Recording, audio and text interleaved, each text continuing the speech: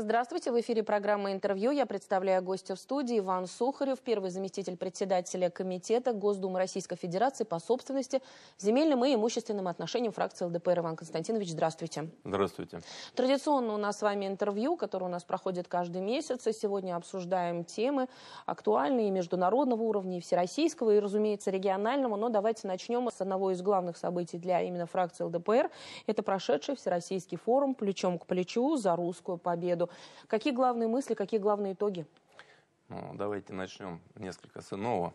Мы поздравим наших уважаемых женщин, девочек, девушек, бабушек с прошедшим праздником, с 8 марта, Международным женским днем.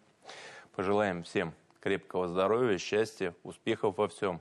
И, конечно, мирного неба над головой, что сейчас настолько актуально именно теме специальной военной операции. И, собственно говоря, нашей победе в этой специальной военной операции был посвящен уже второй в истории форум «Плечом к плечу за русскую победу», который прошел в Москве, собрал огромное количество наших граждан, которые имеют отношение к специальной военной операции, помогают, и военкоры наши, и наши участники специальной военной операции, ну и те, кто выполняет тяжелую работу в тылу. Мы понимаем, что защитники Отечества – это не только мужчины, и именно вот им как раз было уделено особое внимание на форуме. Мы поддерживаем давно швейбаты, которые шьют для наших бойцов все необходимое, то, что необходимо им на линии боевого соприкосновения. И, конечно, у нас девушки, военкоры, Белла Либерман, которая, собственно говоря, возглавляет эту школу молодого военкора. И здесь у нас ребята, выходцы из этой школы, добились успехов. Юлдашев у нас есть парень, который выставлял выставку своих фотографий, посвященных, собственно говоря, специальной военной операции, тем эпизодам из истории нашей страны, пусть печальным, но выставка прошла в Национальном музее, в Центральном музее республики. Ну и, конечно, собственно говоря, всем, наверное, мамам бойцов. Мы говорили про меры поддержки участникам специальной военной операции, которые, к сожалению, разнятся от субъекта к субъекту и должны быть едины.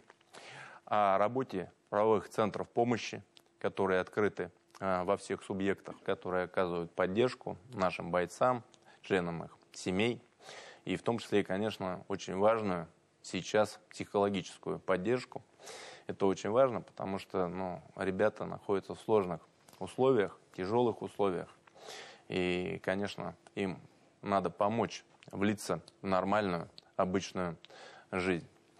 И, конечно, вот сам президент сказал о том, что необходимо все-таки присвоить статус ветерана боевых действий всем, невзирая откуда ушли наши ребята на специальную военную операцию. И мы с этим, конечно, солидарны. Кроме того, лидер партии ЛДПР предложил объявить следующий год годом матери защитника Отечества. Но мы надеемся на поддержку, потому что, конечно, без матерей наших ребят бы не было там. То есть, конечно, те, кто их воспитывали в таком патриотическом духе, и сейчас они выполняют важную задачу по обеспечению безопасности, чтобы здесь мы жили под мирным небом. И могли здесь вот спокойно встречаться в этой студии, рассказывая о том, чем мы занимаемся, конечно. Иван Константинович, сейчас очень много внимания приковано именно к международной повестке. Я знаю, что и фракция ЛДПР ведет активную международную деятельность. Вот что можете в этом плане рассказать? Да, мы видим, что происходит в мире. Все активизировалось. Да, хотелось бы отметить, что тот шаг, который вынужден был совершить наш президент, начав специальную военную операцию, был вынужденным. Мы об этом понимаем. Мы всегда стремились к миру. И Минские соглашения, которые были нарушены совершенно не нами, нас обманули в очередной раз. Постоянно на протяжении всей истории нас пытались обмануть, но всегда мы как-то выходили победителями. И я убежден, что и на этот раз, так как правда на нашей стороне, Россия победит, победа будет за нами. И, конечно, мы должны работать также с международным сообществом, чем мы и занимаемся. Не так давно завершила работу комиссия по расследованию преступлений в отношении несовершеннолетних, совершенных киевским режимом. Сейчас, я уверен, будет также продолжаться работа по расследованию преступлений, которые совершены на оккупированной территории. То есть я говорю про Курскую область, которая сейчас освобождена.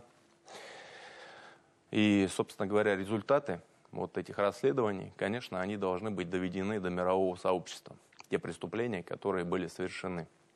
Ну и те преступления, конечно, которые совершались в отношении ДНР, ЛНР. То есть когда убивали женщин, стариков, детей. Вот. И эта деятельность, конечно, нами ведется. Не так давно мы встречались с депутатами, словацкими нашими коллегами. С Павлом Слотой я встречался. Это сын так называемого словацкого Жириновского. И с депутатом словацким, нашим коллегой, который входит в Европарламент, это Благо. С ним тоже мы встречались совместно со Слуцким и с членами комитета по международным делам. И здесь мы, конечно, видим, что Россию поддерживают со стороны Словакии. Мы видели, весь мир видел преступление, совершенное в отношении руководителя Словакии, который, слава богу, остался жив. Но между тем, да, мы здесь солидарны в плане том, что Россию поддерживают депутаты. И это был, наверное, первый визит такой депутата Европарламента. Он первый посетил Россию.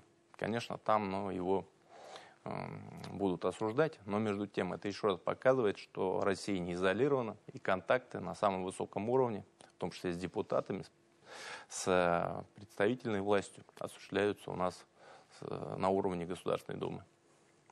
Иван Константинович, также планируется всероссийский прием граждан 14 и 15 марта. Где он будет проходить, в каком формате, может быть, зрителям кому-то имеет смысл рассказать об этом? У нас вообще проходит прием граждан постоянно, то есть двери наших приемных открыты постоянно. Партия ЛДПР и ее сила, ее долговечность, да, нам 35 лет, старейшая партия в истории современной России, именно объясняется тем, что мы работаем не от выборов к выборам, как некоторые партии, а мы работаем постоянно. Постоянно встречаемся, общаемся с людьми и пытаемся им помочь.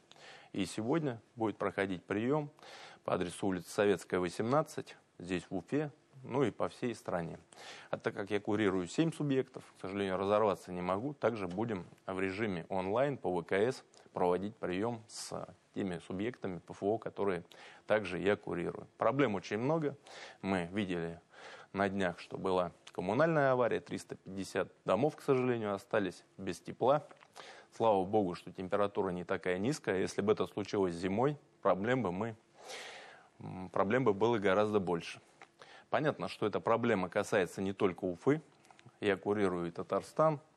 Несмотря на то, что говорят, что это вот такой очень благополучный субъект, там тоже проблемы с сетями очень большие. Потому что сети не выдерживают нагрузки. Очень большое количество жилья строится. И, конечно, в этой части, может быть, все-таки больше внимания обратить на индивидуальное жилищное строительство, чтобы наши люди жили в домах, могли позволить себе что-то вырастить, дети безбоязненно могли выйти во двор, где-то погулять. Иван Константинович, какая работа ведется именно в плане создания и разработки законопроектов? Если брать из последнего, конечно, мы уделяем внимание всем гражданам России, но есть особо незащищенные категории наших граждан и менее работоспособные. В частности, я говорю про пенсионеров наших. И последняя инициатива тем, кто отработал 30 лет, сделать пенсию, то есть надбавку к пенсии, 2 прожиточных минимума, чтобы она составляла, то есть не менее 26 тысяч рублей, что будет хорошим подспорьем для наших пенсионеров, мы считаем. Потому что, к сожалению, цены вниз не идут, пенсии увеличиваются не так, как увеличиваются цены в наших магазинах, и инфляция, которая у нас рисуется на бумаге, не соответствует уровню поднятия цен. Смотрите, как растут цены на бензин, а эти цены на бензин, они в каждой буханке хлеба, в каждом куске мыла. И в конечном счете, конечно, это все ложится на нашего потребителя, в том числе на незащищенные слои нашего общества и на пенсионеров в том числе. что неправильно. Мы работаем над всеми вопросами, которые интересуют наших граждан. Приходите, мы постараемся вам помочь. Двери наших приемных открыты по всей стране. Иван Константинович, и один из методов решения именно кадрового дефицита, который сейчас встречается, вот ЛДПР предлагает ввести обязательное распределение в медвузах и колледжах. Вот что под этим подразумевается? Мы понимаем, что у нас обездвижены больницы, в том числе в муниципалитетах. Люди уезжают, потому что зарплаты другие, в той же Москве, например, если брать. Вот у нас был конкретный пример, Забайкальский край. Человек-депутат был избран и уехал от своих избирателей в Москву. И разница в заработной плате была 10 раз. То есть 45 и 450 тысяч рублей. Понятно, что не каждый может столько заработать, но между тем этот пылесос работает, а люди остаются без помощи, без здравоохранения на местах. Соответственно, отсюда и отток. Нет врача, к кому обращаться, неудобно ехать за несколько десятков, а то и за более сотни километров.